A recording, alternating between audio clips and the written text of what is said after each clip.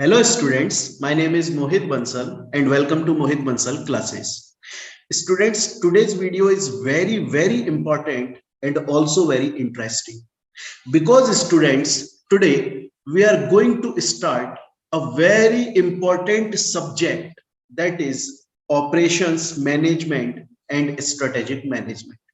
Students, आज की video बहुत ही ज्यादा आप लोगों के लिए खास होने वाली है, इंटरेस्टिंग होने वाली है, क्योंकि हम लोग सीएमए इंटरमीडिएट का ग्रुप 2 का paper 9 operations management and strategic management start कर रहे हैं। स्टूडेंट्स, इस सब्जेक्ट को स्टार्ट करने से पहले आप लोगों को मैं कुछ बातें बता देना चाहता हूं।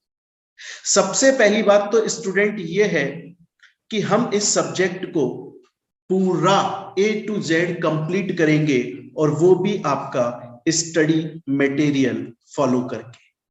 तो आपके सीएमए इंस्टीट्यूट के थ्रू जो स्टडी मटेरियल प्रोवाइड किया गया है, पूरा का पूरा स्टडी मटेरियल पढ़ाया जाएगा, प्लस स्कैनर के साथ पढ़ाया जाएगा। हम जैसे जैसे चैप्टर पढ़ेंगे तो जो भी टॉपिक से रिलेटेड ऑलरेडी क्वेश्चंस आए हुए हैं, उसे चैप्टर पढ़ते टाइम ही हम कंप्लीट कर लेंगे, उसी टाइम पर हम समझ लेंगे, जिससे बाद के लिए कुछ नहीं रह जाएगा और हमें यह भी समझ में आ जाएगा कि हम जो टॉपिक पढ़ रहे हैं आखिर वो आएगा कैसे एग्जाम्स के अंदर। तो स्टूडेंट्स, अब हम लोग इस सब्जेक्ट को स्टार्ट करते हैं। आप लोग इस पूरी वीडियो को देखिएगा। आज की वीडियो में सबसे पहले मैं आपको बताने वाला हूं, इस सब्जेक्ट के बारे में इंट्रोडक्शन देने वाला हूं कि आखिर ये सब्जेक्ट है क्या। भाई, हम जो सब्जेक्ट पढ़ने वाले हैं, कम से कम उसका इंट्रोडक्शन तो समझ लो ना यार कि आखिर हम पढ़ने क्या वाले हैं। ये सब्जेक्ट अगर 100 मार्क्स का है तो फिर 100 मार्क्स कैसे बाइफिकेटेड हैं, कैसे ये सब्जेक्ट्स दो पार्ट में डिवाइडेड है, ये सब्जेक्ट सिर्फ थ्योरेटिकल आता है या थ्योरेटिकल प्रैक्टिकल दोनों आता है, प्रैक्टिकल ज्यादा इंपॉर्टेंट है, थ्योरेटिकल, सब कुछ पूरा introduction A to Z including exam pattern समझाऊंगा। और उसके बाद में इसका फर्स्ट चैप्टर जो कि इंट्रोडक्शन है, वो हम पूरा समझेंगे, विद एग्जांपल समझेंगे। और आज की ही क्लास में उस चैप्टर के स्कैनर्स, मतलब आए हुए प्रीवियस क्वेश्चंस भी ऑन द स्पॉट ही हम सॉल्व कर लेंगे।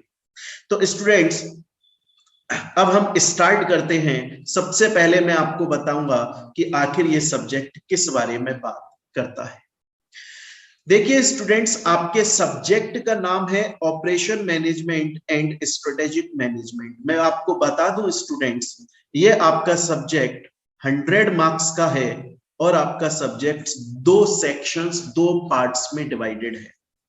एक है आपका पार्ट ए ऑपरेशंस मैनेजमेंट और सेकंड है आपका part B strategic management. Students, ये जो ऑपरेशन मैनेजमेंट है ये 70 मार्क्स का है।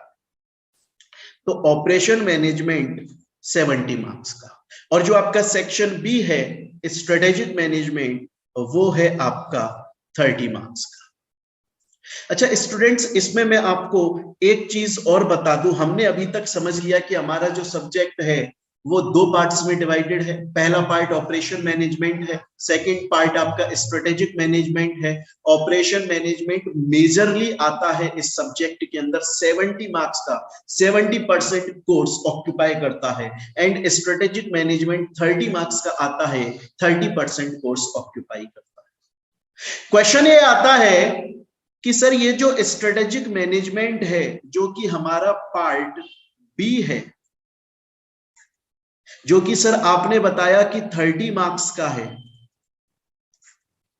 ये पूरा का पूरा A to Z शुरू से एंड तक theory theory theory, total theory. Theoretical का मतलब जब हम पढ़ेंगे तो हम थ्योरेटिकल पढ़ेंगे, बाकी प्रैक्टिकली इसे इंप्लीमेंट किया जाता है, जो कि आप जब डिग्री ले लोगे उसके बाद में जब आप कंपनी में जाओगे SCMA जॉब करने के लिए, तो आप प्रैक्टिकली इन चीजों को अप्लाई करोगे।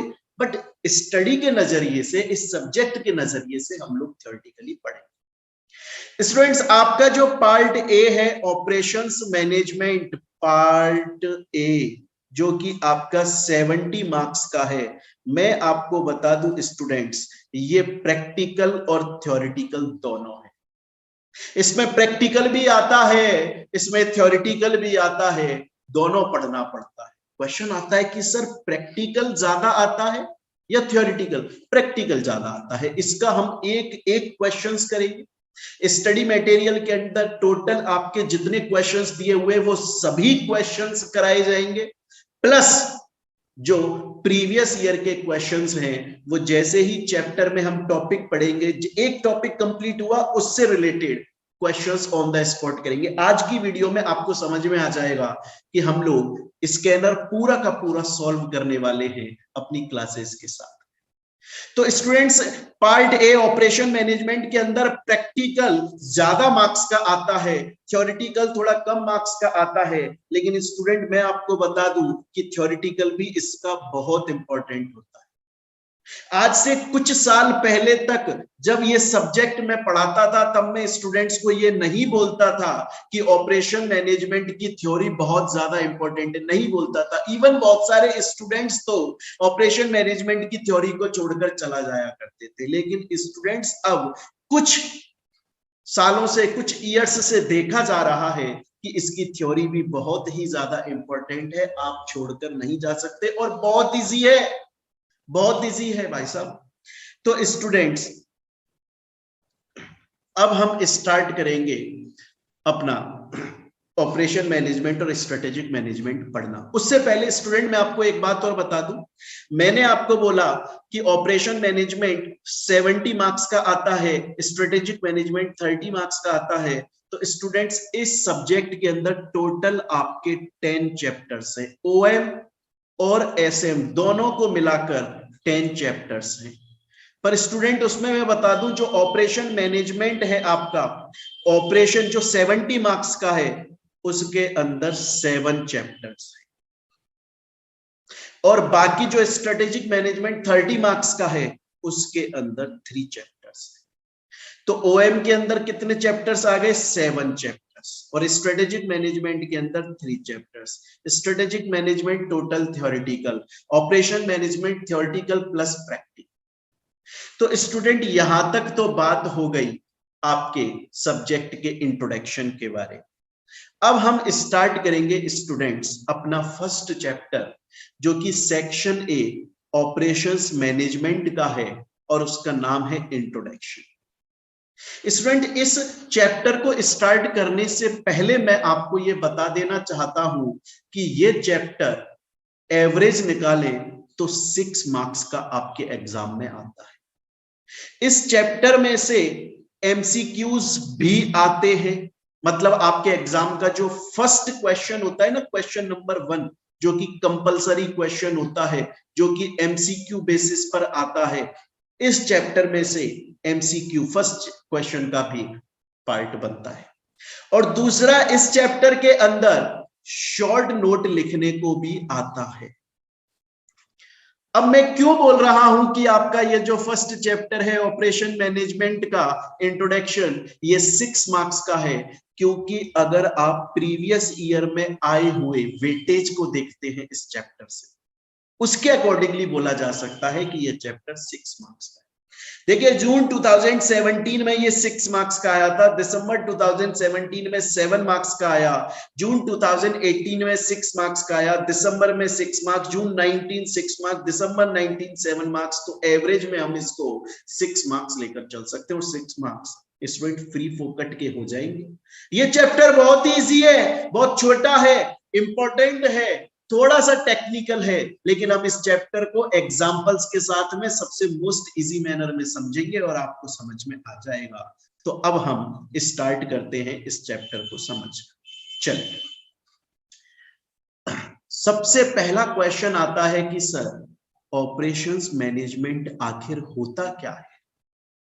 सर आप ये जो सब्जेक्ट पढ़ा रहे हो भैया, मेरे को ऑपरेशन मैनेजमेंट आखिर इसका मीनिंग क्या होता है, एक बार ये तो बता दो, व्हाट इज ऑपरेशंस मैनेजमेंट? तो स्टूडेंट्स, ऑपरेशंस मैनेजमेंट को समझने के लिए हमें इन दोनों शब्द को अलग करना पड़ेगा। देखिए नॉर्मली मैं जब भी कभी स्टूडेंट से पूछता हूं ना ऑपरेशंस मैनेजमेंट क्या होता है, वो रटा रटाया ज्ञान बांट देता है। आपको वो नहीं करना है स्टूडेंट्स, आपको कंसेप्ट समझना है। आप अगर कंसेप्ट समझ गए ना तो डेफिनेशन खुद से बना लोगे, आपको बुक की डेफिनेशन रटनी नहीं पड़ेगी, बाय डिफॉल्ट आपको याद हो जाएगी, है ना। तो हम यही करने वाले हैं, हम बाकी की तरह ऐसा नहीं है कि बस रटा रटाया ज्ञान बांटेंगे। देखें, सबसे पहले देखेंगे कि आखिर मैनेजमेंट का मतलब क्या है। स्टूडेंट्स, मैनेजमेंट एक प्रोसेस है, कंटिन्यू प्रोसेस, लगातार चलने वाला प्रोसेस। क्योंकि आप देखिए हर जगह पर, चाहे से आप कंपनी में ले लें, चाहे से आप अपनी पर्सनल लाइफ में ले लें, आपको चीजों को मैनेज करना पड़ता है। जब आप फाउंडेशन के अंदर थे, आपने अपनी स्टडी को मैनेज किया, अब आप इंटर में आ गए, अब भी आपको मैनेज करना पड़ेगा। फिर जब फाइनल में पहुंच जाओगे तब भी मैनेज करना पड़ेगा। उसके बाद लाइफ में हर चीज को आपको मैनेज, क्योंकि मैनेजमेंट एक कंटिन्यू प्रोसेस है। आज रिलायंस कंपनी स्टूडेंट्स कितनी भी बड़ी हो जाए, कितने भी प्रॉफिट कमा ले, कितनी भी बड़ी हो जाए रिलायंस कंपनी, क्या फिर वो अपना मैनेजमेंट करना छोड़ देगी? अरे नहीं भैया, नहीं छोड़ेगी। मैनेजमेंट एक लगातार चलने वाला प्रोसेस है, हर स्टेप पे होना जरूरी है। अगर किसी कंपनी ने मैनेजमेंट करना छोड़ दिया अपने प्रोडक्ट्स का, गुड्स का, सर्विसेज का, पीपल का, लोगों का, एम्प्लॉयज का, वर्कर का, तो भैया फिर वो कंपनी नीचे गिरना स्टार्ट हो जाएगी। तो मैनेजमेंट एक कंटिन्यू प्रोसेस है जिसके अंदर कंट्रोल किया जाता है, मैनेज किया जाता है, रेगुलेट किया जाता है चीजों, गुड्स को। कि कंपनी में कितने गुड्स बनने चाहिए, किस क्वालिटी के बनने चाहिए, कौन सी सर्विस प्रोवाइड करें, और कंपनी के अंदर काम करने वाले लोग। तो अभी तक हमने सिर्फ ये समझा कि मैनेजमेंट का मीनिंग क्या होता है। बात असली ये आती है कि सर ऑपरेशंस का मतलब क्या। तो स्टूडेंट्स, ऑपरेशंस का मतलब क्या होता है, इसको समझाने के लिए मैं डायरेक्टली आपको एग्जांपल पे ले जाता हूं। बहुत ध्यान से देखिए, ये है हमारे प्यारे जेठा भैया, जेठालाल। जेठालाल जी ने सोडी भाई से पूछा कि सोडी यार, ये ऑपरेशंस का मतलब क्या होता है? तो सोडी बोला कि जेठा, ऐसा कोई भी प्रोसेस, ऐसा कोई भी प्रोसेस जिसके थ्रू इनपुट्स को या रॉ मटेरियल को कन्वर्ट कर दिया जाता है फिनिश गुड्स में, फाइनल गुड्स में। इस प्रोसेस, ये जो प्रोसेस हुआ कि रॉ मटेरियल आया, फिर उस पर काम किया गया और उसे फाइनल गुड्स में कन्वर्ट कर, इस प्रोसेस को ऑपरेशंस बोला जाता है। एग्जाम्पल के तौर पे अगर मैं बात करूं स्टूडेंट्स, हम बहुत सारे एग्जाम्पल देखेंगे, आप चिंता ना करें, हर कंसेप्ट को एग्जाम्पल से समझ के चलने वाले। देखिए, टाटा कंपनी के अंदर जब नैनो बनाई जाती थी, अब तो नहीं बनती है, जब बनाई या कोई भी कार बनाई जाती है किसी भी कंपनी के अंदर, तो पहले क्या आता है? रॉ मटेरियल, इनपुट्स आते हैं। फिर मैन और मशीन, मतलब प्रोसेस किया जाता है, उस पर वर्किंग की जाती है, काम किया जाता है, और उन इनपुट्स को, रॉ मटेरियल को फाइनल गुड्स में कन्वर्ट कर दिया जाता है। ये जो प्रोसेस हुआ, इसे ऑपरेशंस बोला जाता है। स्टूडेंट, एक और एग्जांपल देता, स्टूडेंट्स याद रखिएगा, ऑपरेशन सिर्फ गुड्स से रिलेटेड नहीं है, सिर्फ गुड्स से रिलेटेड नहीं है, ऑपरेशंस के अंदर सर्विसेज भी आती है। जब रॉ मटेरियल को प्रोसेस के थ्रू फाइनल गुड्स में कन्वर्ट करते हैं, तो सिर्फ मैं यहां पर गुड्स को नहीं बोल रहा हूं, सर्विसेज भी इसके अंदर इंक्लूड होती है। एग्जाम्पल के तौर पे देखिए स्टूडेंट्स, मोहित बंसल क्लासेस मैं अभी आपको पढ़ा रहा हूं, तो मैं आपको पढ़ा रहा हूं, तो कैसे पढ़ा रहा हूं? उसके लिए मुझे बहुत सारे रॉ मटेरियल और प्रोसेस की जरूरत है। रॉ मटेरियल में देखिए मेरे पास में नोट्स हैं, जो अभी पीपीटी आप स्क्रीन पर देख रहे हैं, लैपटॉप है, डीएसएलआर कैमरा है, मेरे पास में टैब है, और उसके अलावा इंटरनेट कनेक्शन है। तब जाकर स्टूडेंट्स को ये क्लास मिल पा रही है। ये इसमें क्या हो रहा है? इसमें मैं आपको सर्विस दे रहा हूं।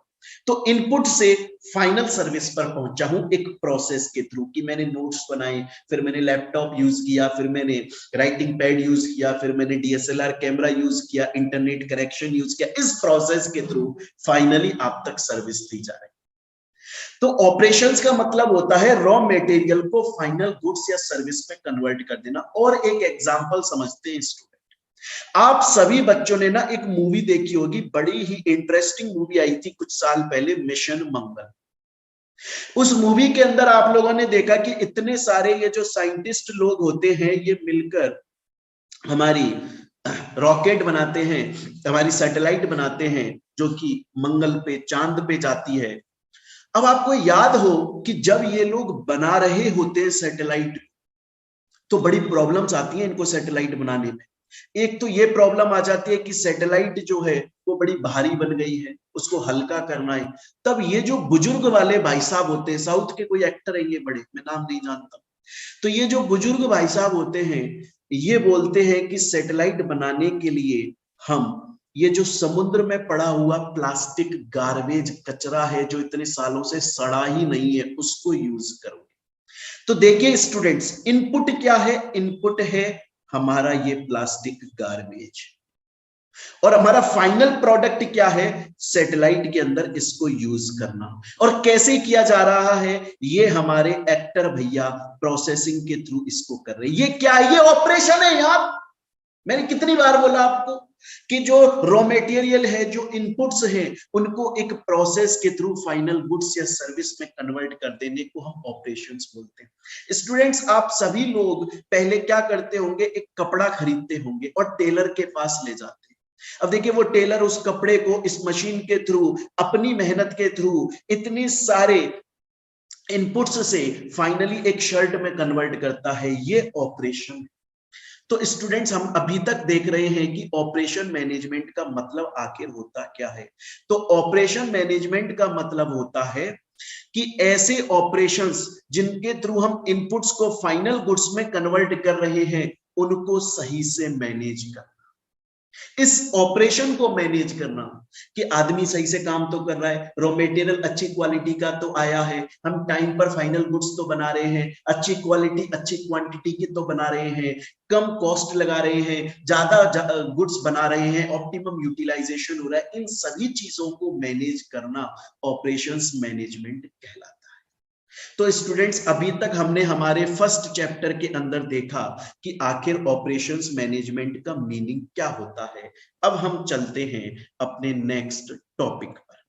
अब देखिए, अच्छा स्टूडेंट्स, मैं आपको एक चीज और बताऊं, मैंने आपको बोला कि हम लोग स्टडी मटेरियल को पूरा कवर करेंगे, एक एक चीज कवर करेंगे।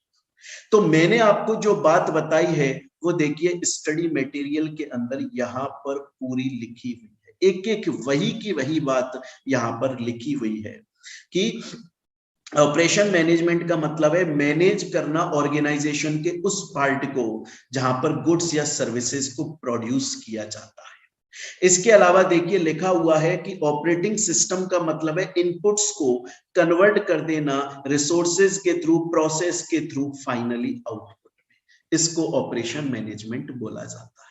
तो स्टूडेंट्स, हम लोग पूरा स्टडी मटेरियल कवर करते हुए चलेंगे, क्योंकि मैंने आपको बोला इस चैप्टर से एमसीक्यू पर क्वेश्चन आता है। तो एमसीक्यू में क्वेश्चन डायरेक्टली हो सकता है स्टडी मटेरियल की बुक की लैंग्वेज से आ जाए, बट कंसेप्ट क्लियर होना चाहिए। अब मैंने आपको बोला स्टूडेंट्स कि हम जैसे ही कोई टॉपिक पढ़ेंगे हाथ की हाथ उस टॉपिक का स्कैनर सॉल्व करेंगे। तो अभी हमने पढ़ा ऑपरेशन मैनेजमेंट का मीनिंग क्या होता है। मैंने आपको बताया एक प्रोसेस के थ्रू इनपुट को आउटपुट में कन्वर्ट कर देना, इसे ऑपरेशन बोला जाता है, ऑपरेशन मैनेजमेंट बोला जाता है। देखिए स्टूडेंट्स, आपका दिसंबर 2019 के अंदर 1 मार्क का क्वेश्चन आया हुआ है। हम उस क्वेश्चन को सॉल्व कर लेते हैं। क्वेश्चन क्या है? एमसीक्यू पर है। Conversion of inputs into output is known as, अभी हमने पढ़ा ऑपरेशन मैनेजमेंट।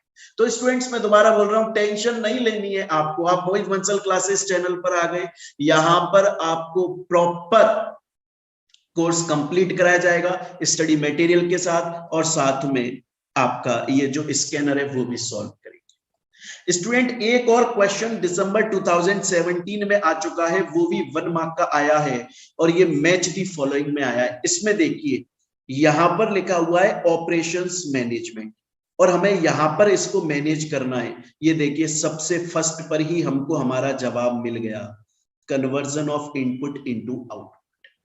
तो स्टूडेंट्स अभी तक हमने फर्स्ट चैप्टर अपने इंट्रोडक्शन में पढ़ा, ऑपरेशन मैनेजमेंट का मतलब है इनपुट को आउटपुट में कन्वर्ट कर देना। उससे रिलेटेड जो क्वेश्चंस आए हुए हैं वो भी हमने अभी तक सॉल्व कर लिए। अब स्टूडेंट्स हम चलते हैं अपने नेक्स्ट टॉपिक पर, और उसका नाम है ऑब्जेक्टिव्स ऑफ ऑपरेशंस मैनेजमेंट। कि आखिर ऑब्जेक्टिव्स क्या होते हैं ऑपरेशंस मैनेजमेंट के। तो स्टूडेंट्स मैं आपको बता दूं, ऑपरेशंस मैनेजमेंट के दो ऑब्जेक्टिव होते हैं। ऑपरेशंस मैनेजमेंट के दो ऑब्जेक्टिव होते हैं। उसमें से पहला जो ऑब्जेक्टिव होता है वो है कस्टमर सेटिस्फेक्शन। याद रखिएगा स्टूडेंट्स, हम इस टॉपिक को बहुत अच्छे से पढ़ेंगे, बट एक चीज आप लोग नोट कर लें कि कस्टमर सेटिस्फेक्शन ऑपरेशंस मैनेजमेंट का फर्स्ट एंड प्राइमरी ऑब्जेक्टिव होता है। तो आपके एग्जाम में क्वेश्चन दो तरीके से आ सकता है, जो कि हम अभी सॉल्व भी करेंगे। या तो क्वेश्चन डायरेक्टली ये आ सकता है कि ऑपरेशन मैनेजमेंट के ऑब्जेक्टिव्स बता दो, तो दोनों की दोनों ऑब्जेक्टिव्स हम लिख देंगे। या फिर हो सकता है स्टूडेंट ये आ जाए कि ऑपरेशन मैनेजमेंट का फर्स्ट एंड प्राइमरी ऑब्जेक्टिव बता दो, तो फिर उस केस में आपको कस्टमर सेटिस्फेक्शन लिखना है, क्योंकि कस्टमर को सेटिस्फाई करना पहला ऑब्जेक्ट होता है। अब बात ये आती है कि सर आखिर कस्टमर सेटिस्फेक्शन से आप बोलना क्या चाहते हैं। स्टूडेंट, जब भी हम ऑपरेशन मैनेजमेंट के ऑब्जेक्टिव्स के तौर पे कस्टमर सेटिस्फेक्शन ऑब्जेक्टिव को देखते हैं तो हमें तीन चीजों का ध्यान रखना पड़ता है। पहला, स्पेसिफिकेशन। स्पेसिफिकेशन का मतलब कि कस्टमर ने जो स्पेसिफिकेशन दी है प्रोडक्ट के लिए, उसी स्पेसिफिकेशन के साथ वाला प्रोडक्ट आप भेजो। एग्जाम्पल के तौर पर आप गए अमेजोन पे या फ्लिपकार्ट पे और वहां पर आपने एक प्रोडक्ट देखा, उस पर लिखा हुआ है कि इतने मेगापिक्सल का ये कैमरा है, ऐसा कैमरा है, वैसा कैमरा है, मोबाइल का फलाना ढीकना। आपने ऑर्डर किया, लेकिन जब वो मोबाइल आया तो वो स्पेसिफिकेशंस उसमें नहीं थे जो उस वक्त लिखे हुए थे। कस्टमर सेटिस्फाई नहीं होगा, कस्टमर बोलेगा अबे यार ये क्या है, तुमने तो बोला था 36 मेगापिक्सल कैमरा है, इसमें तो 10 मेगापिक्सल भी नहीं है। तो जो स्पेसिफिकेशंस जिस वक्त कस्टमर ने दिए थे खरीदते वक्त, आप जब उस प्रोडक्ट की या सर्विस की डिलीवरी करो, वो स्पेसिफिकेशंस फुलफिल होने चाहिए, उसकी डिमांड फुलफिल होनी चाहिए। वो जो मांग रहा है आप उसको वही प्रोडक्ट वही सर्विस दो। अगर आप वो सेम स्पेसिफिकेशन वाला गुड्स या सर्विस नहीं दोगे तो वो कस्टमर सेटिस्फाई नहीं होगा भाई साहब, और आपके ऑपरेशन मैनेजमेंट का जो ऑब्जेक्टिव है वो फुलफिल नहीं हो पाएगा। तो एक तो आपको यह ध्यान रखना है कि कस्टमर ने जिन स्पेसिफिकेशन के साथ में प्रोडक्ट मांगा वो फुलफिल हो, और दूसरा है स्टूडेंट सही कॉस्ट पर और सही टाइम पर डिलीवरी कर दो। एग्जांपल के तौर पे समझिएगा स्टूडेंट्स, आपको अगर याद हो तो पहले ओला और उबर आया, और स्टार्टिंग में जब ये इंडिया में आया ना तो इसने फ्री राइड दी, लोगों ने खूब यूज करी। बाद में इन्होंने क्या किया, बाद में इन्होंने देखो इनकी प्राइसेस, आज के टाइम में प्राइसेस बहुत ज्यादा बढ़ गई इनकी। एक तो प्राइस बहुत ज्यादा हो गई, और दूसरा सेफ्टी में भी ये थोड़ा सा लैग कर गए। कुछ ऐसे इंसिडेंट सामने आ गए, रिपोर्ट सामने आ गए, जहां कुछ गर्ल्स के साथ में या बच्चियों के साथ में प्रॉब्लम। उसी वक्त पर आप देखो रैपिडो निकल के आया। रैपिडो देखो, एक तो कॉस्ट में हमें सही पड़ता है क्योंकि वो बाइक यूज कर रहा था, दूसरा सेफ्टी का कितना ध्यान रखा, उसने गर्ल्स तक को राइडिंग करने को दिया। तीसरा आप देखिएगा रैपिडो, अगर आप रैपिडो के अंदर अपनी बाइक, आप भी ड्राइवर बनना चाहते हैं तो आपके अपनी बाइक को टैक्सी नंबर नहीं कराना पड़ता। नॉर्मली जब आप ऐसी किसी कंपनी में राइडर बनते हैं ना, ड्राइवर बनते हैं, आप भी लेना स्टार्ट करते हैं सवारियों को, तो फिर उस केस में आपको अपनी जो गाड़ी होती है उसको टैक्सी नंबर कराना पड़ता है, आप प्राइवेट नंबर नहीं रख सकते। लेकिन रैपिडो ने बोला प्राइवेट नंबर से भी चालू करो, हमें कोई दिक्कत नहीं है, इसमें गवर्नमेंट से परमिशन ले। तो देखो स्टूडेंट्स, एक तो स्पेसिफिकेशन, दूसरा कॉस्टिंग सही होनी चाहिए, तीसरा डिलीवरी टाइम पर करो। आप देखो अमेजोन जो है जब स्टार्टिंग में आया ना तो सही चल रहा था, लेकिन एक तो ये थोड़ा सा कॉस्टली है, कभी आप देखोगे तो फ्लिपकार्ट से अमेजोन थोड़ा सा कॉस्टली है। दूसरा इसकी जो सर्विस है वो डिले होती है, ये मेरा पर्सनल एक्सपीरियंस है। फ्लिपकार्ट थोड़ा सा रीजनेबल पड़ता है और सर्विस भी जल्दी हो जाती है। मैं तो फ्लिपकार्ट से सेटिस्फाई हूं, क्योंकि कस्टमर सेटिस्फेक्शन, मैंने जो स्पेसिफिकेशन बोला वही स्पेसिफिकेशन वाला प्रोडक्ट मुझे मिला, सही कॉस्ट में मुझको मिला, सही टाइम पर मुझको मिला, मैं कस्टमर सेटिस्फाई हो गया। तो स्टूडेंट्स अभी तक हमने देखा ऑपरेशंस मैनेजमेंट के ऑब्जेक्टिव्स क्या होते हैं। पहला ऑब्जेक्टिव हमने देखा कस्टमर सेटिस्फेक्शन। अब हम मूव करेंगे स्टूडेंट्स अपने दूसरे ऑब्जेक्टिव पर। अब हम मूव करेंगे अपने दूसरे ऑब्जेक्टिव पर। दूसरा ऑब्जेक्टिव आता है रिसोर्स यूटिलाइजेशन। सर इसका क्या मतलब? बेटा इसका मतलब है कि कॉस्ट कम लगाओ, कॉस्ट कम लगाओ। कम लगाओ का मतलब क्वालिटी गिरा दो प्रोडक्ट, ना ना ना ना, क्वालिटी मत गिराओ, वेस्टेज मत करो, वेस्टेज मत करो, बल्कि ऑप्टिमम यूटिलाइजेशन करो, ज्यादा से ज्यादा आउटपुट निकालो। आप रॉ मटेरियल जब आपकी कंपनी में आया, आपने उस पर प्रोसेसिंग करी, आपने उस पर प्रोसेसिंग करी और आपने उसे फाइनल गुड्स में कन्वर्ट किया, तो बीच में जब आपने ये प्रोसेसिंग करी ना स्टूडेंट्स, उसमें आप रॉ मटेरियल को बिगाड़ो मत। कोशिश करो कि ज्यादा से ज्यादा रॉ मटेरियल फाइनल गुड्स में कन्वर्ट हो जाए। रिसोर्स को बहुत अच्छे से यूटिलाइज करो, क्योंकि जितना ज्यादा से ज्यादा रॉ मटेरियल फाइनल गुड्स में कन्वर्ट होगा, क्वालिटी अच्छी बनेगी, कॉस्टिंग कम लगेगी, क्योंकि नुकसान नहीं हो रहा है ना दुकानदार का, बेचने वाले का नुकसान नहीं हो रहा है कंपनी का, तो वो कम कॉस्ट पर आपको बेच देगा। तो इसका मतलब है ऑप्टिमम यूटिलाइजेशन, ज्यादा से ज्यादा आउटपुट निकालो, इनपुट कम से कम बिगाड़ो, कॉस्टिंग कम से कम लगाओ, इफेक्टिवली प्रोड्यूस करो चीजों को, लॉस को मिनिमाइज कर दो, वेस्टेज को मिनिमाइज करो। तो स्टूडेंट्स अब अगर आपके एग्जाम में क्वेश्चन आ जाता है कि ऑब्जेक्टिव्स ऑफ ऑपरेशन मैनेजमेंट, आपको आंखें बंद करके अचानक एकदम से याद आना चाहिए कि भैया एक तो है कस्टमर सेटिस्फेक्शन, दूसरा है रिसोर्स मोबिलाइजेशन। ये फर्स्ट एंड प्राइमरी है, ये सेकंड है, लेकिन ये भी मेजर है, ये भी जरूरी ऑब्जेक्टिव है। इस कस्टमर सेटिस्फेक्शन के अंदर हमें तीन चीजों को ध्यान रखना जरूरी है। स्टूडेंट्स इन तीन चीजों को बहुत अच्छे से मार्क कर लेना, इन पर क्वेश्चन आया हुआ है, अभी सॉल्व करने वाले हैं जस्ट अभी। स्पेसिफिकेशन, कॉस्टिंग एंड टाइमिंग, ये तीनों अगर फुलफिल हो रही है, कस्टमर सेटिस्फाई हो जाएगा। और रिसोर्स मोबिलाइजेशन का मैंने आपको बताया कि मिनिमम वेस्टेज करो, मैक्सिमम आउटपुट निकालो। और स्टूडेंट्स मैं दोबारा से बोल दूं, ये बात जो मैंने आपको बताई है, ये एज इट इज आपके स्टडी मटेरियल के अंदर लिखी हुई है, लिखी हुई है स्टूडेंट्स, ये पूरा लिखा हुआ है। क्लियर है ये चीज? तो हम स्टडी मटेरियल को पढ़ते हुए चल रहे हैं। अब बात ये आती है कि सर हमें ये तो समझ में आ गया ऑब्जेक्टिव्स क्या होते हैं ऑपरेशंस मैनेजमेंट के, इससे रिलेटेड एग्जाम में जो क्वेश्चन आए हाथ की हाथ वो और करा दो, मजा आ जाए। तो देखो स्टूडेंट्स, जून 2018 के अंदर क्वेश्चन आया है, categorise the objectives of operation management and discuss about each category. आपका 6 मार्क्स का क्वेश्चन है। तो आपको पता है ऑब्जेक्टिव्स मैनेजमेंट जो है वो दो टाइप का होता है, कस्टमर सेटिस्फेक्शन, रिसोर्स मोबिलाइजेशन, और उन दोनों के बारे में आपको समझाना है। इसमें लिख देना कि एक तो स्पेसिफिकेशन, कॉस्टिंग, टाइमिंग और minimum wastage, maximum output. 6 number का फ्री फोकट का क्वेश्चन। दिसंबर 2017 में स्टूडेंट से क्वेश्चन आया है, 1 मार्क का क्वेश्चन है, कस्टमर सर्विस इज अ की objective of operations management, true और फॉल्स। मैंने क्या बताया, कस्टमर सेटिस्फेक्शन, कस्टमर सर्विस हमारा प्राइमरी ऑब्जेक्टिव है, फर्स्ट ऑब्जेक्टिव है, की ऑब्जेक्टिव है, तो ट्रू हो जाए।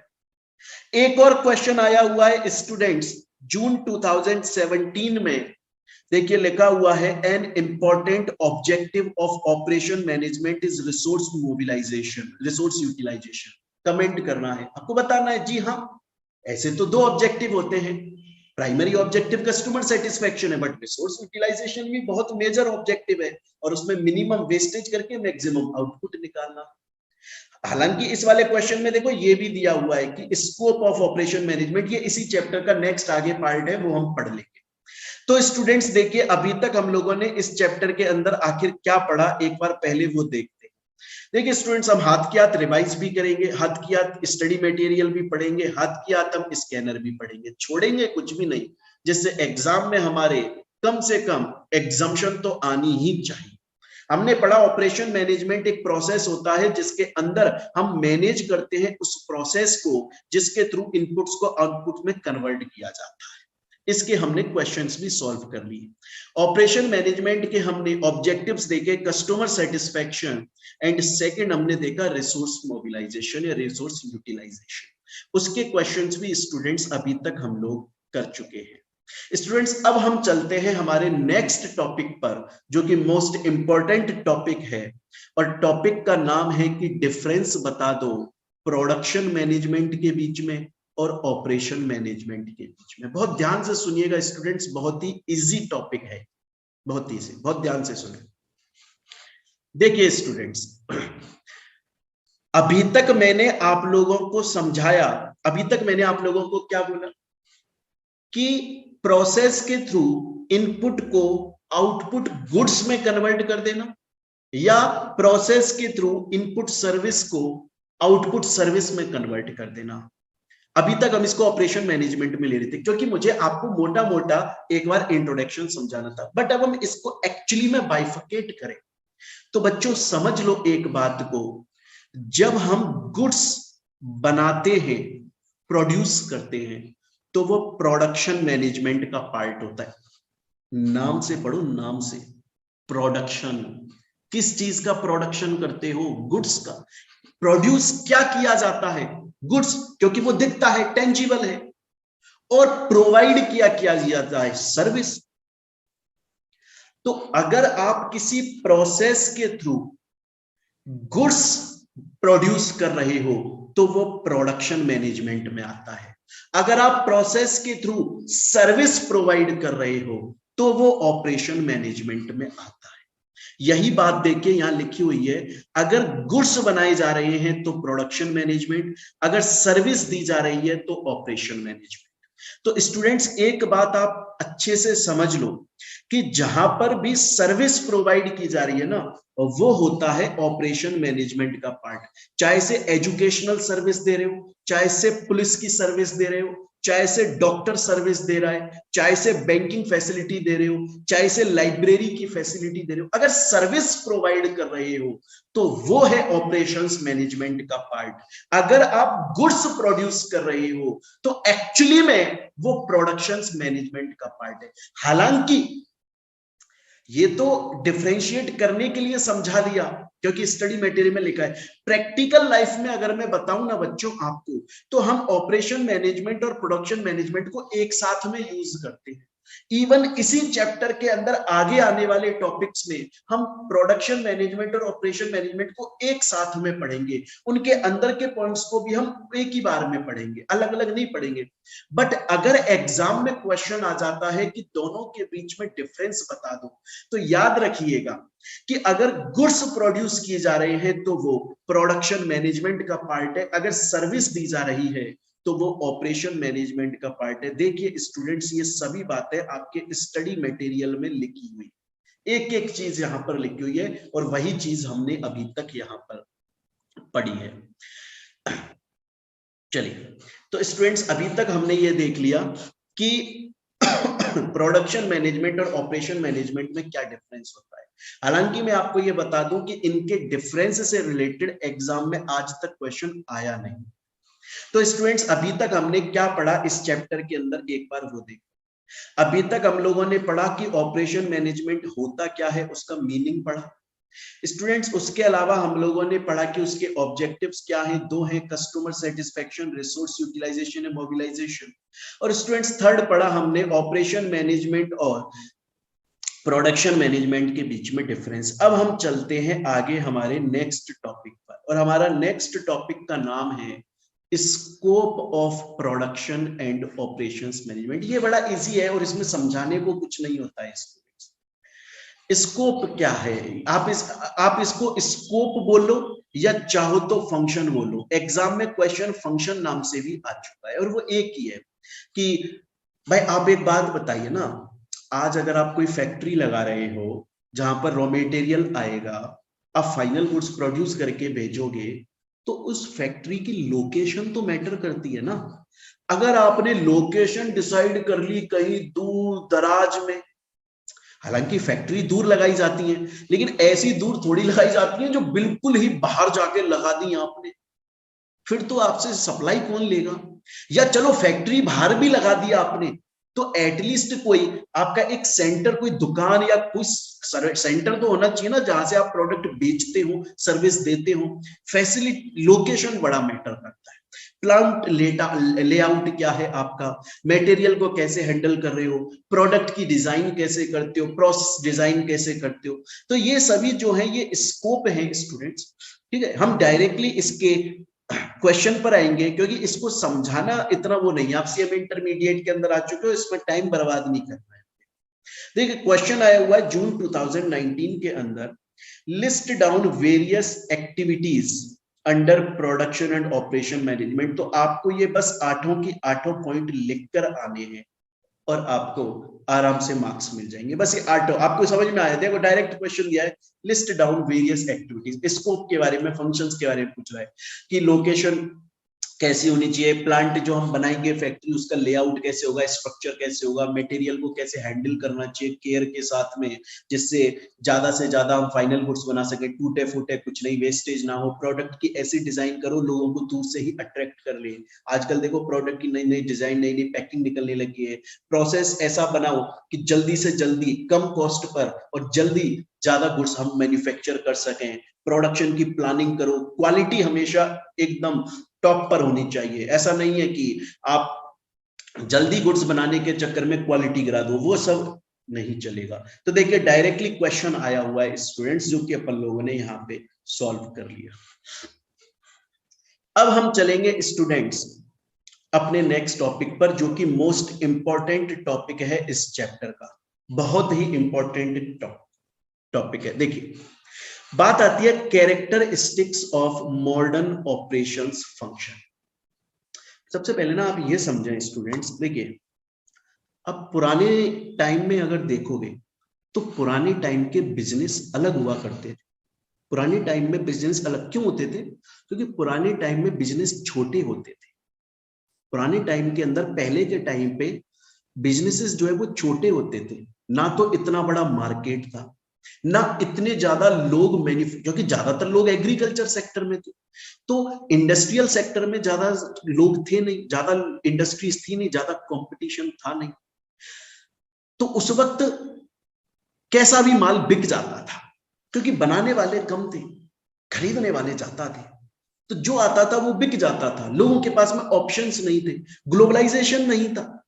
पहले ये डर तो नहीं लगता था ना कि यार एप्पल जो है, एप्पल का आईफोन वो मार्केट कैप्चर कर लेगा, या बाहर से रेडमी आ गया या ओप्पो आ गया वो मार्केट कैप्चर कर लेगा, हम हमारा नोकिया चला रहे हैं। बट जब ग्लोबलाइजेशन आया, जब पूरी दुनिया एक विलेज बन गई, पूरी दुनिया के अंदर एक दूसरी कंट्रीज ट्रेडिंग करना स्टार्ट हुआ, तब मार्केट में कुछ नए चेंजेस आए, मार्केट में कुछ नए ट्रेंड्स आए। उस पहले जैसा माहौल था वैसा माहौल अब नहीं रहा, क्योंकि अब प्रोड्यूस करने वाले भी ज्यादा हो गए, अब रॉ मटेरियल भी ज्यादा आने लगा, मशीनें ऐसी हमने नई टेक्नोलॉजी की डेवलप कर ली जो जल्दी से जल्दी गुड्स को बना दे। तो स्टूडेंट हमारा टॉपिक जो है वो यही है कि आज के टाइम पर जो ऑपरेशन फंक्शन होता है उसकी कैरेक्टरिस्टिक्स हमको बतानी है, क्योंकि आज के टाइम पर अगर आप देखो तो इसमें बहुत कुछ चेंज हो गया। और देखो यही बात हमने लिखी, production management of today present certain characteristic which make it look totally different from what it was during the past। पहले तो बस चल रहा था, धक्का मुक्की चल रही थी, किसको कुछ भी बना के बेच दो, लोग खरीद लेते थे, बैलगाड़ियां चल रही थी। अब नहीं चलेगा, अब क्वालिटी का माल चाहिए, कम कॉस्ट पे माल चाहिए और जल्दी डिलीवरी चाहिए। तो अब हमें देखनी है कि कैरेक्टरिस्टिक्स क्या है। स्टूडेंट्स ये टॉपिक बहुत इंपॉर्टेंट है, इसके अंदर हम लोग 4 कैरेक्टरिस्टिक्स पढ़ेंगे और उन चारों कैरेक्टरिस्टिक्स के अंदर आपका ये टॉपिक सही से कवर अप हो जाएगा। अब देखें पहला हमारा जो कैरेक्टरिस्टिक है उसका नाम है मैन्युफैक्चरिंग एज कॉम्पिटिटिव एडवांटेज। इसका मीनिंग क्या होता है, बहुत ध्यान से सुनिएगा बच्चों, आराम से प्यार से सुनिए। स्टूडेंट्स आप देखो पहले क्या होता था ना, पहले मार्केट में डिमांड हाई थी, मार्केट में डिमांड ज्यादा थी क्योंकि पॉपुलेशन तो इंडिया की हमेशा से ज्यादा थी, तो मार्केट में डिमांड ज्यादा थी, लेकिन इंडस्ट्रीज कम थी, और क्योंकि इंडस्ट्रीज कम थी तो प्रोडक्शन कम था, बनाने वाले कम थे, तो जो भी माल बन रहा था कम बनता था माल, क्योंकि भाई डिमांड तो ज्यादा है लेकिन बनाने वाले कम है, तो कंपटीशन मार्केट में है नहीं, तो जो जैसा माल बना रहा था वो चल रहा था। आप देखिए पुराने टाइम में नोकिया कितना चला, ब्लैकबेरी, आपको पता है आईफोन कुछ नहीं रखता इंडिया के अंदर, आईफोन को कोई इतना नहीं मानता था जितना ब्लैकबेरी मोबाइल को मानते थे एक वक्त पर। तो जिस भी क्वालिटी का प्रोडक्ट बन रहा था ना वो इजीली सोल्ड आउट हो जाता था, बिक जाता था।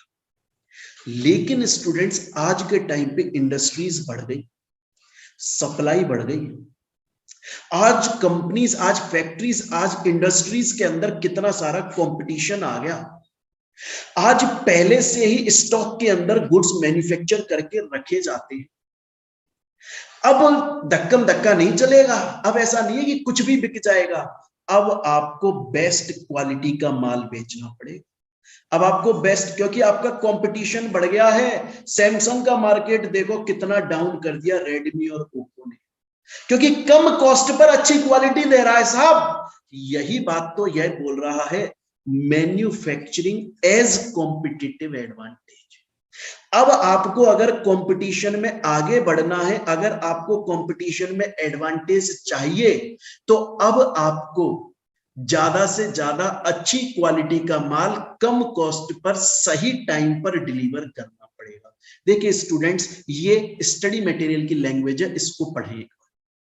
In the past, production was considered be like any other function. Production को बस माना जाता था कि हाँ तुम तो बना दो, जो बन जाए उसको बेच दो, दुनिया खड़ी है मार्केट में, कस्टमर खड़े हैं, दे दो उनके हाथ में, खरीद के ले जाएंगे, कोई दिक्कत नहीं है, कोई नहीं देख रहा क्वालिटी, क्योंकि उस वक्त डिमांड ज्यादा थी और प्रोडक्शन कैपेसिटीज इनएडिक्वेट, पर्याप्त नहीं थी, तो इसलिए जो भी बनता था उसको लोग मार्केट ग्रैब कर लेता था, खरीद लेता था। लेकिन आज का सिनेरियो बदल गया है, आज बहुत सारे प्लांट्स और इंडस्ट्रीज लग गई हैं, आज कंपटीशन बढ़ गया है, आज जो इंडस्ट्रीज हैं वो ज्यादा से ज्यादा कॉम्पिटिटिव एडवांटेज लेना चाहते हैं, अच्छी क्वालिटी बनाकर देना चाहते हैं जिससे वो लंबे टाइम तक सरवाइव कर सके और उन्हें एक कॉम्पिटिटिव एज मिल पाए। स्टूडेंट्स इसके अंदर मैं आपको बता दूं, अभी तक हमने पढ़ा मैन्युफैक्चरिंग कॉम्पिटिटिव एडवांटेज, इसमें देखिए कुछ और पॉइंट्स भी दिए हुए कि टोटल क्वालिटी मैनेजमेंट, ये जितने भी पॉइंट्स स्टूडेंट्स यहां पर आपको दिख रहे हैं ना, इसी चैप्टर के अंदर लास्ट टॉपिक है जिसको मैं बहुत डिटेल में समझाऊंगा। तो अभी के लिए इन छोटे छोटे पॉइंट्स को मैं थोड़ा सा समझा रहा हूं, बट फिर मैं डिटेल में समझाऊंगा, इनसे रिलेटेड क्वेश्चन भी करवाऊंगा। टोटल क्वालिटी मैनेजमेंट का मतलब है कि एक इंडस्ट्री को, एक कंपनी को अपने प्रोडक्ट की क्वालिटी हमेशा इंप्रूव करती रहनी चाहिए। स्टूडेंट्स कोई भी प्रोडक्ट कभी भी बेस्ट परफेक्ट नहीं होता। आप देखिए हर साल आईफोन का एक नया मॉडल निकलकर आ जाता है। टोटल क्वालिटी मैनेजमेंट, कंपनी को हमेशा ट्राई करना चाहिए कि अपने प्रोडक्ट की क्वालिटी और बेहतर करें, कंपटीशन के साथ में खुद को लेकर चलो, पीछे मत रह जाओ। बिजनेस प्रोसेस री इंजीनियरिंग, बिजनेस प्रोसेस री इंजीनियरिंग ये एक ड्रास्टिक फीचर होता है, इसको डिटेल में समझेंगे लास्ट टॉपिक में इसी चैप्टर के। बिजनेस प्रोसेस री इंजीनियरिंग का मतलब होता है कि पूरा मैन्युफैक्चरिंग सिस्टम बदल देना, पूरा मैन्युफैक्चरिंग सिस्टम। आप गुड्स को जैसे पहले बना रहे थे आपने पूरा चेंज कर दिया कि मैं इसको नए सिरे से बनाऊंगा, ड्रास्टिक चेंज कर दिया आपने, सब कुछ चेंज कर दिया, प्रोडक्ट हमारा एक नए तरीके से बने, कर देती है इंडस्ट्रीज ऐसा, क्योंकि मैन्युफैक्चरिंग के थ्रू वो कॉम्पिटिटिव एडवांटेज लेना चाहते हैं।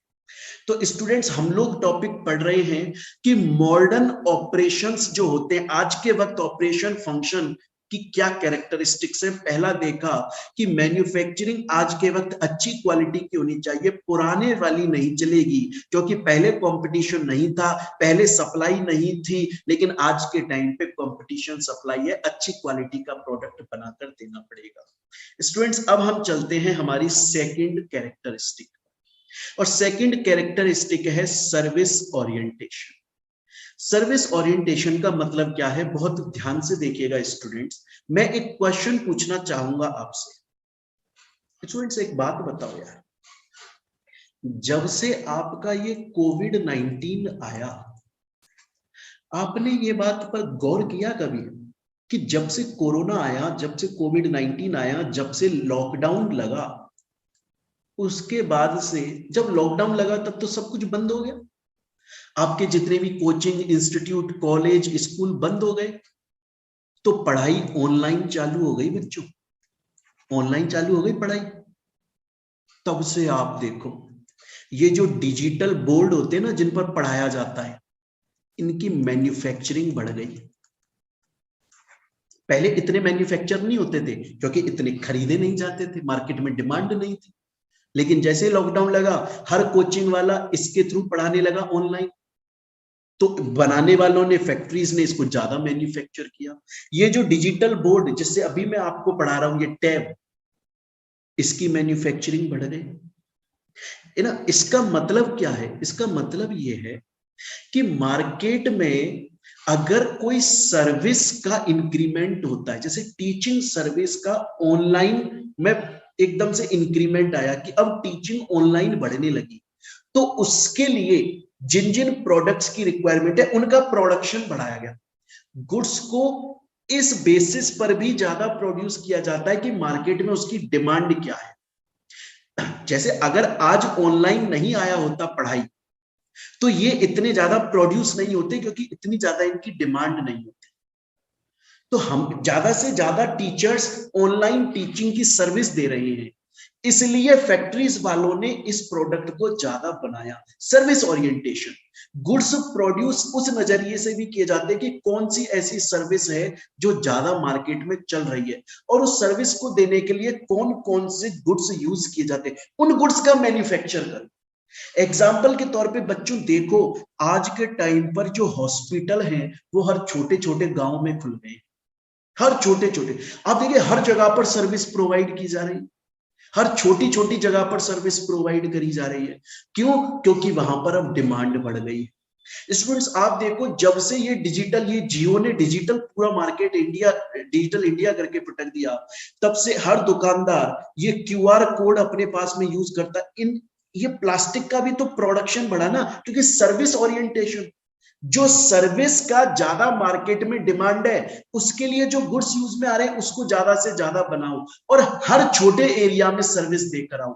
आप आज देखिए, हर छोटे से छोटे गांव में बैंकिंग सर्विस मिल रही है, टीचिंग सर्विस मिल रही है, पुलिस सर्विस मिल रही है, हॉस्पिटल सेक्टर की सर्विस मिल रही है, प्रोफेशनल लोग सर्विस देने लग गए स्टूडेंट्स। अब जब आज देखो, अर्बन कंपनी ने कितना बड़ा एक रिवॉल्यूशन लाके पटक दिया। पहले आप जब अपने, आप देखिए, आपके घर में कोई पंखा खराब हो गया, फ्रिज खराब हो गई, टीवी खराब हो गई, तो पहले हम ऐसे ही किसी भी आदमी को उठाकर ले आते थे जो पढ़ा लिखा नहीं है ज्यादा। मैं ये नहीं बोल रहा हूं काम करना नहीं आता, लेकिन वो आ रहा है, सुबह से काम कर रहा है, गंदे कपड़े हैं, कोविड-19 का टाइम है, लेकिन अर्बन कंपनी क्या कर रही है, प्रोफेशनल्स को भेज रही है। तो स्टूडेंट, सर्विस ओरिएंटेशन जो है, देखो अब उसमें पढ़ो। सर्विस ओरिएंटेशन, सर्विस सेक्टर जो है इंडिया में, वो डे बाई डे बढ़ रहा है। इंडिया के अंदर, इंडिया की जीडीपी में सबसे ज्यादा सर्विस सेक्टर पे करता है। प्रोडक्शन, अब आप देखिए प्रोडक्शन सिस्टम, मैंने आपको बोला ना, जिन गुड्स की मार्केट में डिमांड ज्यादा है, क्योंकि उन गुड्स से एक पर्टिकुलर सर्विस दी जा रही है, तो उन गुड्स को बनाना स्टार्ट कर। देखो, ये सभी बातें यहां पर एक्चुअली में लिखी हुई। देखो, लिखा हुआ है कि अब प्रोफेशनल्स को यूज किया जाता है गुड्स प्रोड्यूस करने के लिए या सर्विस देने के लिए, ना कि ऐसे ही किसी भी फालतू के टेक्नीशियंस को। या मैं ये नहीं बोल रहा हूं इंजीनियर है, टेक्नीशियन काम अच्छा नहीं करते, बट अब वो प्रोफेशनल्स को यूज करने लगे। तो स्टूडेंट्स, अभी तक हम लोगों ने दो कैरेक्टरिस्टिक्स पढ़ी। एक हमने पढ़ा कि मैन्युफैक्चरिंग अब आज के टाइम पे क्वालिटी प्रोडक्ट बनने लगे हैं, ज्यादा कंपटीशन आ गया है, तो मार्केट में सरवाइव करने के लिए क्वालिटी प्रोडक्ट बनाओ। दूसरा, हर छोटी से छोटी जगह आप सर्विस प्रोवाइड करो, पहली बात। दूसरा, प्रोफेशनल्स के थ्रू सर्विस प्रोवाइड करो। और तीसरी बात स्टूडेंट्स इसके अंदर आ जाती है कि जो सर्विस का इंक्रीमेंट हुआ है उससे रिलेटेड जो गुड्स है उन्हें ज्यादा मैन्युफैक्चर। स्टूडेंट्स अब हम चलते हैं थर्ड वाले कैरेक्टरिस्टिक्स पर। बहुत आराम से समझिए स्टूडेंट्स, बहुत आराम से, पूरा स्टडी मटेरियल और पूरा स्कैनर सॉल्व करते चल रहे हैं अपन साथ। इस थर्ड वाली कैरेक्टरिस्टिक को मैं स्टूडेंट्स आपको डायरेक्टली एग्जांपल से समझाना चाहूंगा। देखिए स्टूडेंट्स, एक क्वेश्चन पूछता हूं यार, बड़ा सिंपल सा क्वेश्चन है, जवाब देना उसका। मुझको एक बात बताओ यार, आप देखो ये ना फैक्ट्री है, फैक्ट्री, ये फैक्ट्री पहले के जमाने की फैक्ट्रीज हैं ये। देखो क्या हालत है इसकी, देखो क्या हालत है।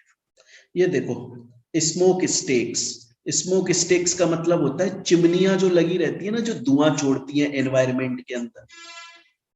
अब देखो स्टूडेंट्स, क्या मन करता है आपको कि आप जब सीएमए प्रोफेशनल क्लियर किया, सीए सीएस आपने किया, एक प्रोफेशनल डिग्री आपके पास में है, आपके नाम के आगे सीएमए सीए या सीएस लगाया जा रहा है, उसके बाद आप ऐसी फैक्ट्री में जाकर बैठ रहे हो, मन ही नहीं करता। लेकिन पहले ऐसा था। क्यों था?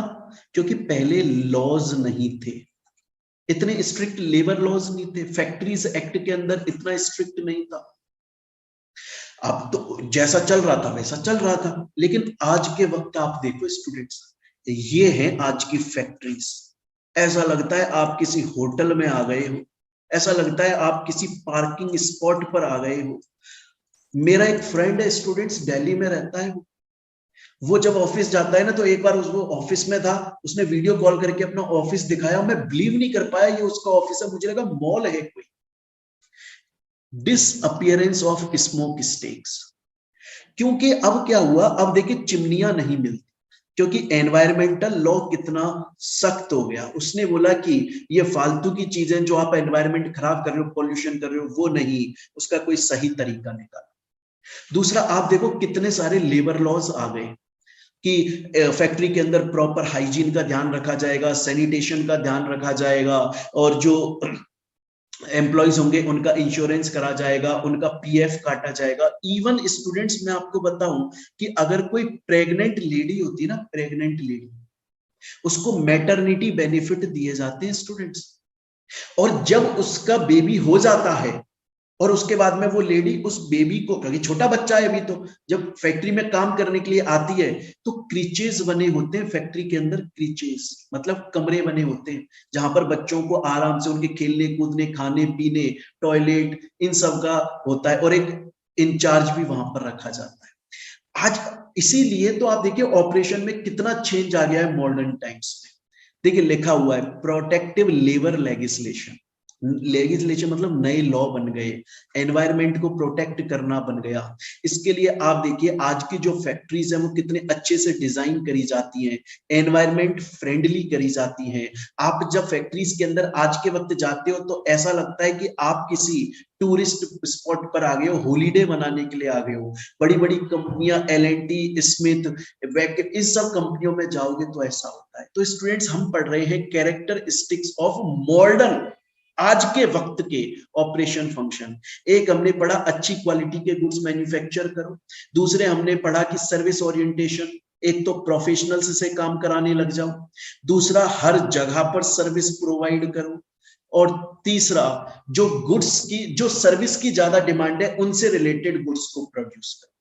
फिर हमने पढ़ा डिसअपियरेंस ऑफ स्मोक स्टेक्स। इसका मतलब चिमनियां हट गई और अच्छा एनवायरमेंटल फ्रेंडली बनने लग गए अब ऑफिसेस। और स्टूडेंट्स, अब हम चलते हैं हमारी लास्ट कैरेक्टरिस्टिक्स पर, जिसका नाम है small has become beautiful. Student, although मैं इसको बहुत आराम से समझाऊंगा, लेकिन पहले एक क्वेश्चन पूछूंगा, उसका जवाब दे दो। बड़ा इजी सा क्वेश्चन है स्टूडेंट। एक कंपनी है, उसका नाम है आनंद महिंद्रा, कार बनाती है ये कार। सपोज करो, मैं एक सिचुएशन दे रहा हूं, आपको 1 मिनट में समझ में आ जाएगी। ये जो 4th पॉइंट में आपको पढ़ा रहा हूं ना, 1 मिनट में समझ में आ जाएगा। ये एग्जाम्पल ध्यान से सुनिए। ये जो महिंद्रा जो कंपनी है ना, महिंद्रा, आनंद महिंद्रा जी की जो ये कंपनी, ये कार बनाती है बच्चों, लेकिन अब इसका तरीका क्या है सुनो। ये कार सिर्फ मुंबई में मैन्युफैक्चर करती है, मतलब इसकी मैन्युफैक्चरिंग यूनिट जो है, इसकी मैन्युफैक्चरिंग यूनिट जो है वो ओनली मुंबई के अंदर है, लेकिन बेचती ये पूरे इंडिया में है। तो सोचो मुंबई के अंदर ये मैन्युफैक्चर कर रही है और पूरे इंडिया में बेच रही है, तो मुंबई का ऑफिस कितना बड़ा होगा। और पूरे इंडिया के लिए कार एक जगह से बनाई जा रही, मैनेज करना कितना दिक्कत है साहब। चेन्नई में डिलीवरी नहीं हुई, फलानी नहीं हुई, ढिमकाना नहीं हुई, प्रॉब्लम आती है। क्यों? क्योंकि आपने ऑर्गेनाइजेशन को इतना बड़ा बना दिया कि अब आप उसे मैनेज ही नहीं कर पा रहे हो। लेकिन वहीं पर बच्चों एक टाटा कंपनी है, टाटा कंपनी भी कार बनाती है बच्चों, लेकिन स्टूडेंट्स टाटा कंपनी क्या करती है, हर स्टेट के अंदर मैन्युफैक्चरिंग यूनिट लगाई है, हर स्टेट के अंदर मैन्युफैक्चरिंग यूनिट। राजस्थान में अलग से मैन्युफैक्चरिंग यूनिट है, उत्तर प्रदेश में अलग से है, चेन्नई में अलग से है, तमिलनाडु में अलग से है। अब आप देखिए कितना बढ़िया काम हो गया। अब इसने क्या, अब स्मॉल हैज बिकम ब्यूटीफुल। अब इन्होंने छोटी छोटी मैन्युफैक्चरिंग यूनिट बना दी।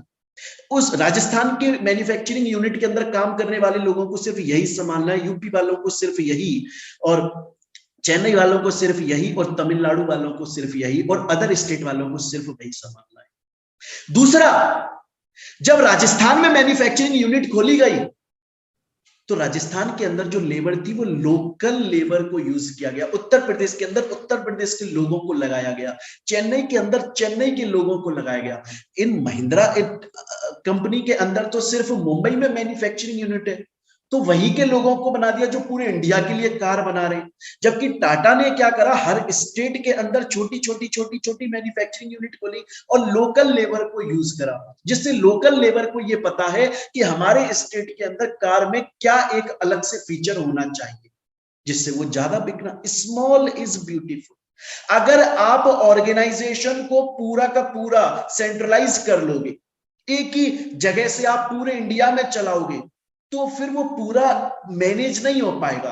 अगर आप छोटी छोटी यूनिट्स में उसको बांट दोगे तो बहुत आराम से आप उसको मैनेज कर सकते हो, अगर वहीं के लोकल लोगों को आप यूज करके चीजों को मैन्युफैक्चर करते हो, ज्यादा अच्छे से बनेगा। स्टूडेंट्स ये बात ना, ये भाई साहब बोलकर गए थे, इनका नाम बड़ा अजीब है, आप देख सकते हैं स्क्रीन पर। ये भाई साहब ऑथर थे, इन्होंने एक बुक लिखी थी स्मॉल इज ब्यूटीफुल, और जो मैंने आपको बात बोली है ये बात वो बोलकर गए थे उस बुक के अंदर कि जायंट ऑर्गेनाइजेशन, बड़े ऑर्गेनाइजेशन ना बनाओ, बल्कि स्पेशलाइजेशन पे ध्यान दो। सिर्फ मुंबई के अंदर मैन्युफैक्चरिंग यूनिट ना बनाओ और पूरे इंडिया को सेल मत करो भैया, बल्कि हर जगह पर small small small small small small manufacturing unit बना लो और लोकल लेबर को यूज करो, जिससे क्या होगा, ज्यादा टेक्नोलॉजी की बजाय देखो लोकल लेबर को, रिसोर्सेज को यूज करोगे तो फायदे में रहोगे और स्मॉल जो है वो ब्यूटीफुल हो जाएगा। तो स्टूडेंट्स अभी तक हम लोगों ने क्या देखा, अभी हम लोगों ने देखा कैरेक्टरिस्टिक्स, ठीक है। एक हमने देखी मैन्युफैक्चरिंग एज कॉम्पिटिटिव एडवांटेज, अच्छी क्वालिटी के प्रोडक्ट्स बनाओ, सर्विस ओरिएंटेशन, सर्विसेज हर जगह पर अच्छी प्रोवाइड करो, प्रोफेशनल्स के थ्रू प्रोवाइड करो। अब इंडस्ट्रीज जो हैं उनमें लॉज नए आ गए हैं, एनवायरमेंटल फ्रेंडली हो गई हैं, और छोटी छोटी यूनिट्स बनाकर चलो, डिसेंट्रलाइज कर दो काम को, लोगों को बांट दो काम को, जिससे हर बंदे को अपनी रेस्पॉन्सिबिलिटी पता हो और काम अच्छे से कर पाए, और लोकल लेबर को यूज करो जिससे उनको भी रोजगार मिले और वो अलग फीचर्स भी यूज कर पाए। स्टूडेंट इससे रिलेटेड जो क्वेश्चंस आए हैं एक बार हम वो देखें। पहला क्वेश्चन बोल रहा है, देखिए दिसंबर 2019 के अंदर है, enumerate the characteristics of modern operation function. 7 mark का क्वेश्चन है, अभी अभी हमने पढ़ा। स्टूडेंट दिसंबर 2017 में भी 7 मार्क्स का सेम क्वेश्चन आया हुआ है, characteristics of modern production system. देखो कितना इजी है स्टूडेंट्स। अब हम चलते हैं स्टूडेंट्स हमारे चैप्टर के लास्ट टॉपिक पर। ये टॉपिक के अंदर हमें 12 पॉइंट पढ़ने हैं, 12 पॉइंट्स, और इस टॉपिक से एमसीक्यू पर क्वेश्चन आए हैं। शॉर्ट क्वेश्चन तो अभी तक कोई नहीं आया है, पर एमसीक्यू पर क्वेश्चंस आए हैं और काफी सारे आए, तो बहुत ध्यान से पढ़िएगा।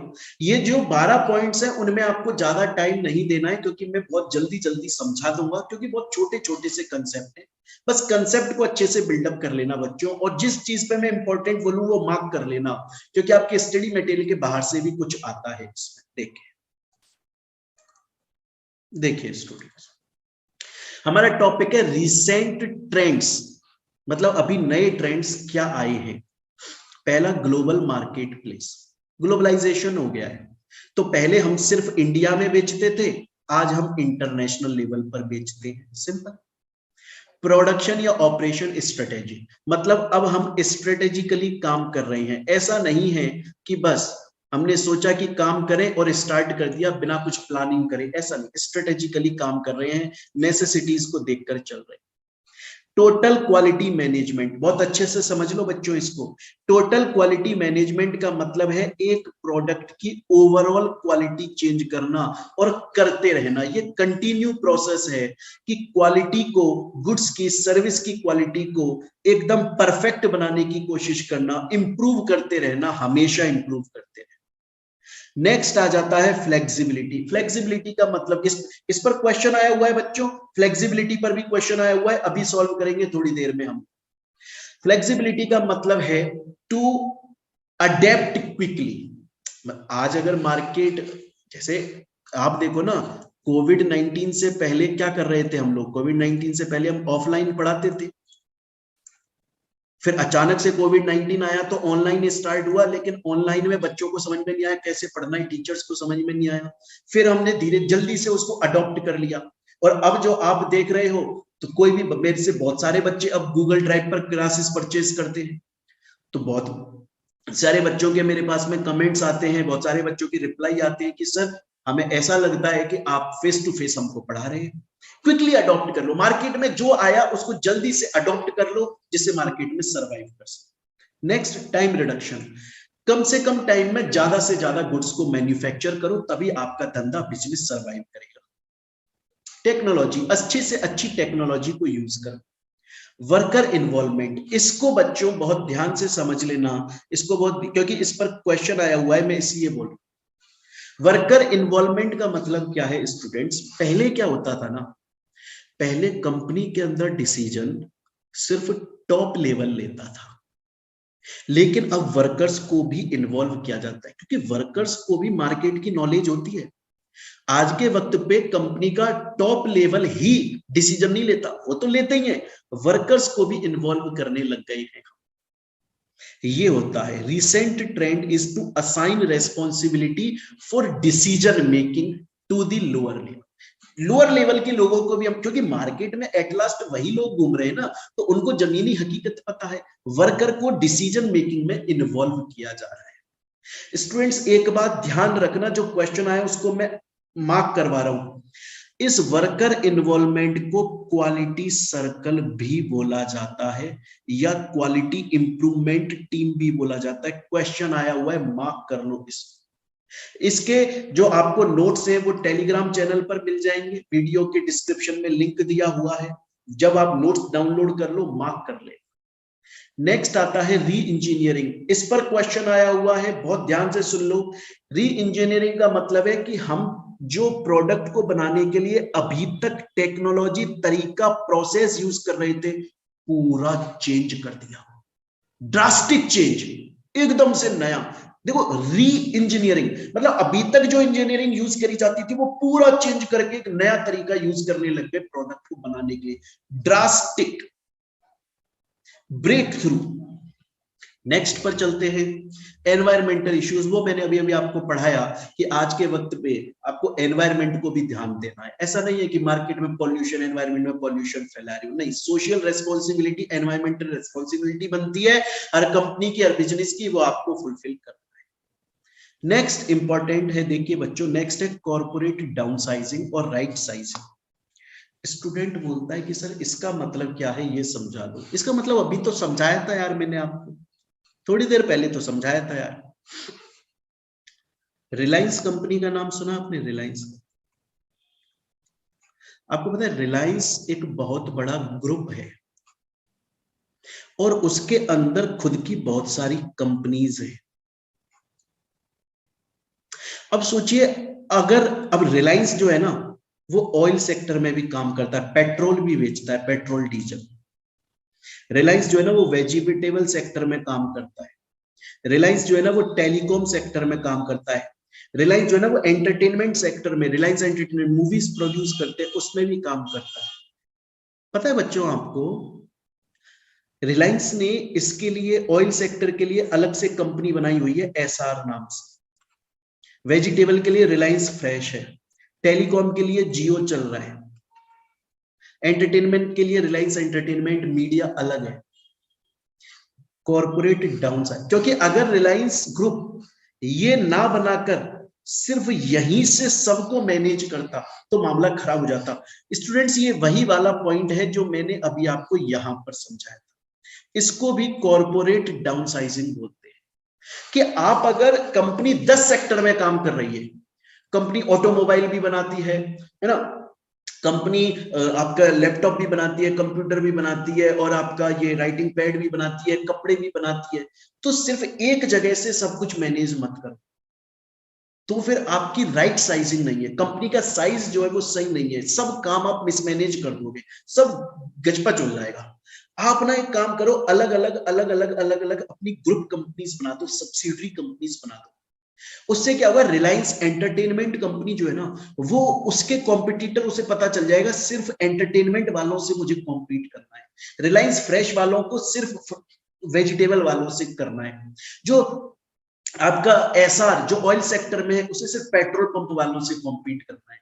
वो लोग डिसाइड कर लेंगे कि हाँ मुझे किससे कॉम्पीट करना है, ये उनके लिए सही साइजिंग हो जाएगी। उनको ओबेसिटी में उनको मोटा मत कर दो, बल्कि क्या करो, अगर आप उन्हें लंबा चलाना चाहते हो तो सबके अलग अलग ग्रुप बांट दो, रहेगा वो रिलायंस के अंदर ही, लेकिन सबको अपनी अलग अलग रेस्पॉन्सिबिलिटी पता लग जाएगी, तो अच्छे से वो कॉम्पीट कर पाएंगे अपने राइवल्स के साथ में, सही से प्रोडक्टिविटी आ पाएगी, वरना प्रोडक्टिविटी कम हो जाएगी, अच्छे प्रॉफिट्स आएंगे, अपने लोगों पे ध्यान दे पाओगे, वरना एक ही ग्रुप रहेगा तो फिर सबको कैसे संभाल पाओगे। नेक्स्ट है supply chain. Supply chain management का मतलब है कि जब आपका मटेरियल आया, आपने सप्लायर से माल लिया, रॉ मटेरियल, और फिर उसको फैक्ट्री में लाए, फिर उसको प्रोसेस करके फिनिश गुड्स में कन्वर्ट किया, फिर उसे कस्टमर को बेचा। ऐसा नहीं है कि माल आया फिर आपने अनदेखा कर दिया, लोग बना रहे हैं उसको, फिर जहां कस्टमर तक बिक रहा ना, सब चेन बना दो इसकी, सब कुछ मैनेज, सप्लाई चेन मैनेजमेंट मतलब एक बार आपकी फैक्ट्री में रॉ मटेरियल कच्चा माल आया और मार्केट तक कस्टमर तक जा रहा है, प्रॉपरली उसको मैनेज करना है, सप्लाई चेन मैनेजमेंट। और एक लास्ट और आता है इसके अंदर, लीन प्रोडक्शन। इसका मतलब है ऑप्टिमम यूटिलाइजेशन, इसका मतलब है कि मिनिमम वेस्टेज मैक्सिमम आउटपुट। लेकिन बच्चों याद रखना, मार्क कर लेना, आपके स्टडी मटेरियल में भी नहीं दिया हुआ है, इसे एजाइल मैन्युफैक्चरिंग भी बोलते हैं, एग्जाम में क्वेश्चन आ चुका है। तो स्टूडेंट्स, इस वाले टॉपिक से रिलेटेड अब हम क्वेश्चंस कर लेते हैं जो आपके स्कैनर में आए हैं। ये लास्ट टॉपिक है, बड़ा इजी टॉपिक है, बहुत ध्यान से देखिए। 1 मार्क का क्वेश्चन दिसंबर 2018 में आया था। Which one of the following recent trend in production and operations management involve drastic measure और breakthrough improvement? अभी अभी बताया था री इंजीनियरिंग, वीडियो को वापस देख लो आप लोग, आ जाएगा री इंजीनियरिंग। एक क्वेश्चन जून 2018 में आया, 1 मार्क का, मैंने बोला एमसीक्यू आए हुए हैं। रिसेंट ट्रेंड इन प्रोडक्शन या operation management which suggest the use of minimal amount of resource to produce high volume. अभी अभी हमने पढ़ा लीन प्रोडक्शन, जस्ट अभी पढ़ाया। Optimum utilisation, minimum wastage, maximum output. Next student एक और आया हुआ है जून 2018 में, 1 मार्क का, और इसके अंदर देखो आप, the ability to adapt quickly to changes, इसको हम क्या बोलते हैं, फ्लेक्सिबिलिटी। अभी अभी हमने पढ़ा। नेक्स्ट देखें, दिसंबर 2018 में आया हुआ है students, the example of worker involvement, इसको क्या बोला जाता है? तो स्टूडेंट्स मैंने अभी अभी बताया था, इसको क्वालिटी सर्किल बोला जाता है। मैंने मार्क भी करवाया था आपको कि इसको हम क्वालिटी सर्कल बोलते हैं। एक जून 2017 में आया बच्चों, 1 मार्क का, out of the following trends which one is sometime called as agile manufacturing। अभी अभी मैंने बोला लीन प्रोडक्शन को हम एजाइल मैन्युफैक्चरिंग भी बोलते हैं। देखो अभी अभी हमने यहां पर पढ़ा इसे। तो स्टूडेंट्स ये था हमारा ऑपरेशंस मैनेजमेंट का फर्स्ट चैप्टर, जिसका नाम था ऑपरेशंस मैनेजमेंट इंट्रोडक्शन। मेरे ख्याल से बच्चों ये समझ में आया होगा। स्टूडेंट्स वीडियो खत्म करने से पहले मैं आपको बता दूं कि ऑपरेशंस मैनेजमेंट को हम लोग इसी तरीके से पूरे डिटेल्ड में पढ़ेंगे। देखिए स्टूडेंट, मैं बहुत डिटेल में पढ़ाता हूँ, एक एक चीज को एक्सप्लेन करके पढ़ाता हूँ, पूरा स्टडी मटेरियल कवर करता हूँ, साथ में स्कैनर कवर करता हूँ। अगर आप मेरी वीडियोस देख रहे हैं तो समझ लेना कि मैं बहुत आराम से कोर्स कराने वाला हूँ, और एक बार जब कोर्स कराऊंगा तो सब कुछ 100% कंप्लीट होगा। अगर आप जल्दी जल्दी का कोई तरीका देख रहे हैं तो आप कहीं दूसरी जगह मूव कर सकते हैं। ठीक है बच्चों? अच्छा, उसके अलावा आपको इसके जो नोट्स हैं, ये प्रॉपर पीपीटी, क्योंकि बच्चे मेरे से बोलते हैं सर ये बड़ा इजी नोट्स है जो आप पढ़ा रहे हो, इससे हमें जल्दी समझ में आता है एग्जाम्पल से। तो बच्चों टेलीग्राम चैनल का लिंक दिया हुआ है डिस्क्रिप्शन में वीडियो के, आप वहां पर जाकर ज्वाइन करें और फ्री में इसको डाउनलोड करें।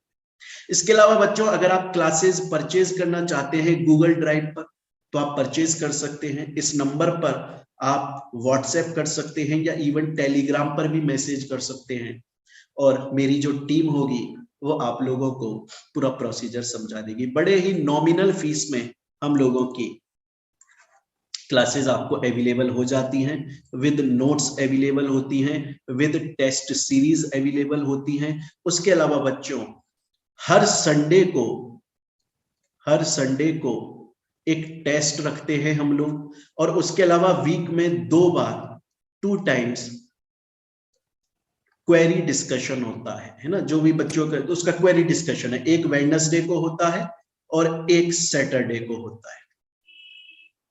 सैटरडे और वेडनेसडे को जूम क्लासेस पर क्वेरी डिस्कशन किया जाता है, उसके अलावा हर संडे को टेस्ट होता है। चलिए ठीक है बच्चों, तो अब बाकी का जो सेकंड चैप्टर है वो अब हम जल्दी ही स्टार्ट करेंगे। Thank you.